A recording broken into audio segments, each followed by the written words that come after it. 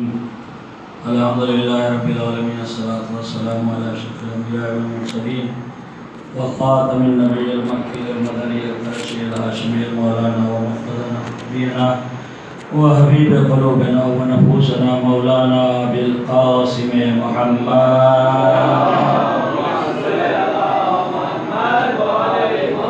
وعلى آله الطيبين الطاهرين المعصومين المظلومين من يومنا هذا إلى قيام يوم الدين.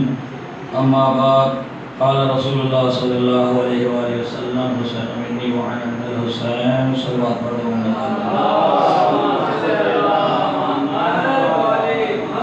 آپ حضرات سے گزارش ہے کہ سورہ فاتحہ جناب محمد علی ابن اسد علی قادر حسین ابن امام صاحب کی روح پہ سارے سلام کرتے ہیں.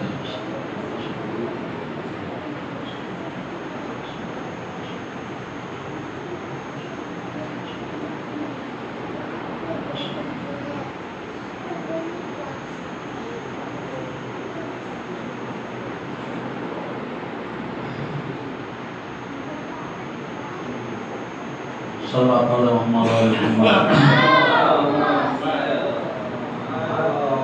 عزیزان محترم، خداوند عالم کا حبیب ارشاد فرماتا ہے کہ حسین میرا مجھ سے ہے اور میں حسین سے. عزیزان محترم، رسول اللہ نے امام حسین علیہ السلام کے لیے یوں ہی نہیں فرما دیا کہ میں حسین سے ہوں اور حسین مجھ سے ہوں. عظمت حسین، امام حسین کی عظمت اور امام حسین کی بلندی کی بنا پر یہ حدیث ارشاد فرمائی اور ہر ایک انسان اس حدیث کو نقل بھی کیا ہے. اب یہ اور بات ہے کہ کچھ شیطان بھی پیدا ہوتے ہیں کہ یہ کیسے ہو سکتا ہے کہ نانا نواسے سے اور نواسا نانا سے.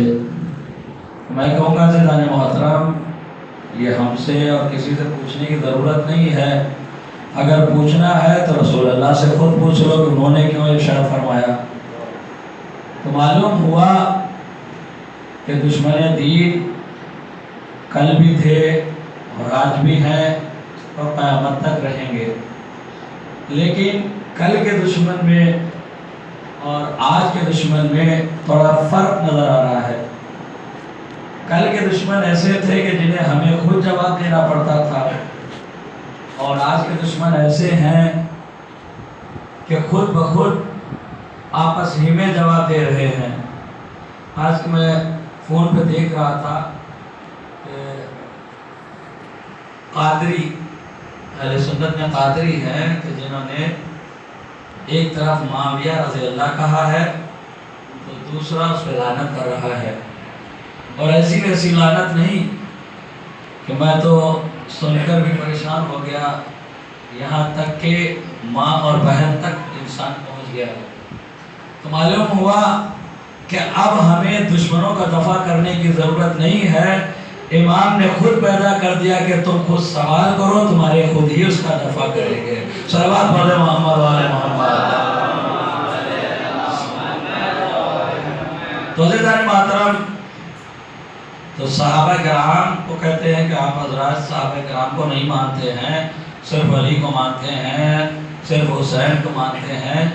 تو میں کہتا ہوں کہ صحابہ کو تو میں سراخوں پر بٹھاتا ہوں، لیکن ان صحابہ کو کہ جن کے لیے رسول اللہ نے کہا ہے کہ انہیں سراخوں پہ بٹھاؤ، تو شیعہ جو ہیں وہ حق پرست ہیں، حق پرست شیعہ ہیں. شیعہ اگر حق پر ہے تو اس کا احترام کرتے ہیں، اور اگر کوئی حق پہ نہیں ہے تو اس کا احترام نہیں کر سکتے. تمہارے لیے امام حسن علیہ السلام کی بیوی حق پر نہیں ہے، ہم ان پہ بھی لعنت کرتے ہیں. تو عزیزان محترم، معلوم ہوا کہ ہم حق کے پرستار ہیں، باطل کے نہیں.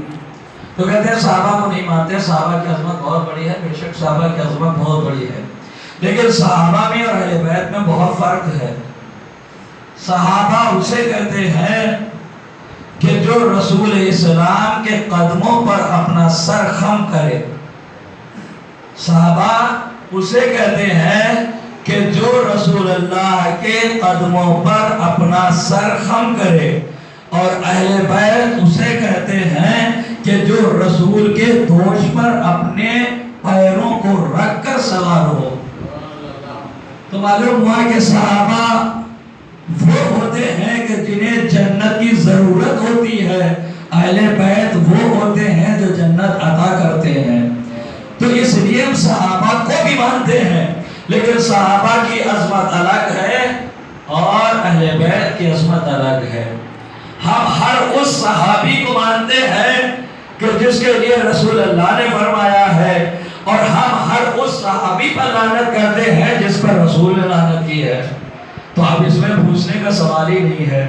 تو عزیزان محترم، ایک واقعہ سنا ہوا واقعہ ہے، اس کے بارے میں مسائل کہ عظمت حسین کو پہلے سمجھو کہ امام حسین علیہ السلام نے جب کہا تھا عید کے موقع پر اماں سے کہ میرے پاس کپڑے نہیں ہیں، پرانے کپڑے ہیں، لہذا کل ہمارے دوست اچھے اچھے کپڑے پہنیں گے تو میں کیا پہنوں گا. تو جناب سیدہ نے بچوں کو بہلانے کے لیے یہ جملہ کہے تھے کہ بیٹا جاؤ آرام کرو، کل تمہارے کپڑے درزی لے کر آئے گا. تو کیا جناب سیدہ نے کپڑوں کو درزی کے پاس دیا تھا؟ نہیں دیا تھا. لیکن جناب سیدہ نے یہ کہا تو معاذ اللہ اب لوگ یہ بھی کہہ سکتے ہیں کہ جناب سیدہ جھوٹ بول رہی ہے. نہیں، جھوٹ بھی نہیں بولا. جناب سیدہ سمجھ رہی ہے کہ ہماری زبان سے جملے نکلیں گے، خداوند عالم اسے پورا ضرور کرے گا. تو اس لیے جناب سیدہ نے یہ جملات ادا کیے. اور جب جملات ادا کیے، رات کو نہ سو جاتے ہیں بچے، صبح نمودار ہوئی، اور جیسے صبح بھی بچے اٹھے کسی نے دخل بھاگ کیا، اور جب دخل بھاگ کیا تو پوچھا گیا کون؟ کہا انا خیاط الحسنین، میں حسنین کا درزی ہوں. تو عزیزان محترم، اب یہاں پر ایک سوال یہ بھی ہوتا ہے کہ آنے والا جو تھا کیا حسنین کا درزی تھا؟ نہیں عزیزان محترم، درزی نہیں تھا. یہ آنے والا رتبے میں بہت بڑا تھا، جو جنت کا رضوان تھا. جنت کا رضوان تو مانا اللہ، رضوان نے بھی جھوٹ بولا. نہیں عزیزان محترم، جب رضوان سے سوال کیا گیا کہ رضوان جب تو جنت سے کپڑے لے کر آیا تھا، تو رضوان جنت تھا، تو تجھے چاہیے تو یہ تھا کہ جب کپڑے لے کر آیا، سوال کیا گیا کہ کون، تو تجھے کہہ دینا چاہیے تھا کہ میں جنت کے رضوان ہوں، حسنین کے لیے کپڑے لے کر آیا ہوں. لیکن تو نے اپنی بلندی کو چھپایا، اپنے کو درزی کہلایا، تو آخر تیری عظمت، تیری عصمت خطرے میں پڑ گئی. تو عجب نہیں رضوان جنت آواز دے، میری عصمت خطرے میں نہیں پڑی ہے، بلکہ میری عصمت اور بلند ہو گئی ہے. میری عصمت اور بلند ہو گئی ہے. کہا کیوں؟ کہا کہ تو نے سنا نہیں کہ جناب سیدہ نے کیا فرمایا تھا کہ سو جاؤ تمہارے کپڑے درزی لے کر آ رہا ہے. تو جو جملات سیدہ کے ذہن سے نکل جائے تو پھر اس شخص کو درزی ہی بننا پڑتا ہے. تو لہذا میری عظمت بلند ہوئی ہے، میری عصمت بلند ہوئی ہے. کہا پھر بھی تو یہ کہہ دیتا جنت سے آیا ہوں، تو اس طرح تیری عصمت بھی برقرار رہتی اور حسنین کی عظمت بھی بلند ہو جاتی کہ رضوان جنت کپڑے لے کر آیا ہے. تو عجب نہیں رضوان جنت آواز دے گا. تم سچ کہتے ہو، اگر میں یہ کہتا تو میری عظمت بھی بلند ہو جاتی اور حسنین کی بھی بلند ہو جاتی. لیکن میں کیا کروں، جب دنیا کے کسی دروازے پر جاتا ہوں تو رضوان بن کر جاتا ہوں، اور جب میرے سیدہ پر آتا ہوں تو درزی بن جاتا ہوں. صلوات پڑھ محمد. بیت کی عظمت، اہل بیت کی بلندی، اہل بیت کا رتبہ یہ ہم نے بلند نہیں کیا ہے، یہ تو اللہ کا کرم ہے، اللہ کی عظمت ہے کہ جنہوں نے اہل بیت کو اس بلندی پر پہنچایا ہے کہ جس کے لیے جناب سیدہ خود کہتی آپریشن کیا گیا اور غلاظت کو نکال کر اس کے بعد جبریل نے پڑھایا. جبریل بھی آتے تھے تو جناب سیدہ جب دربار میں کھڑی تھی تو یہی کہا تھا کہ تم یہی کہتے ہو نا، لیکن تمہیں نہیں معلوم ہم وہ ہیں جب اللہ سے بات کرنا چاہتے ہیں تو ہم کر لیتے ہیں، اور جب اللہ کو کرنا ہوتا ہے تو اللہ خود ہم سے باتیں کر لیتا ہے۔ صلوات پڑھ دے محمد و آل محمد۔ تو عزیزان محترم، یہ اہل بیت کی عظمت ہے، یہ دربار، یہ بیت اس یتیمہ کی بیت ہے کہ جو امام حسین کی چہیتی بیٹی سکینہ ہے۔ عزادارِ مظلوم کربلا، میں چاہتا ہوں کہ مصائب سکینہ پر ہی مجلس کو ختم کریں۔ یہ وہ سکینہ ہے کہ جو شام غریبہ سے سوئی نہیں ہے، اور جب سوتی ہے تو شمر تازیانے برساتا ہے۔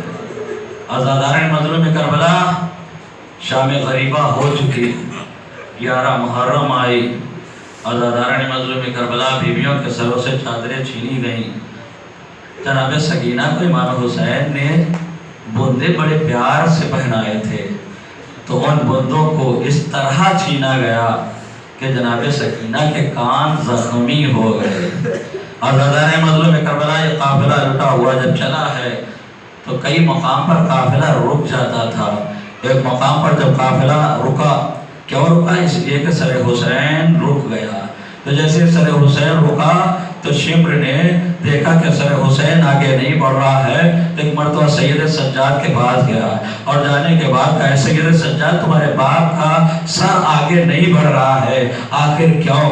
عزادارو، ایک مرتبہ جیسے ہی شمر پوچھتا ہے تو ایک مرتبہ سید سجاد کہتے ہیں، مجھے نہیں معلوم میرے بابا کا سر کیوں نہیں بڑھ رہا ہے۔ تو ایک مرتبہ شمر تازیانے کو لہراتا ہے، اے سید سجاد، اگر تمہارے بابا کا سر آگے نہیں بڑھا تو یہ پشت ہوگی اور یہ تازیانہ ہوگا۔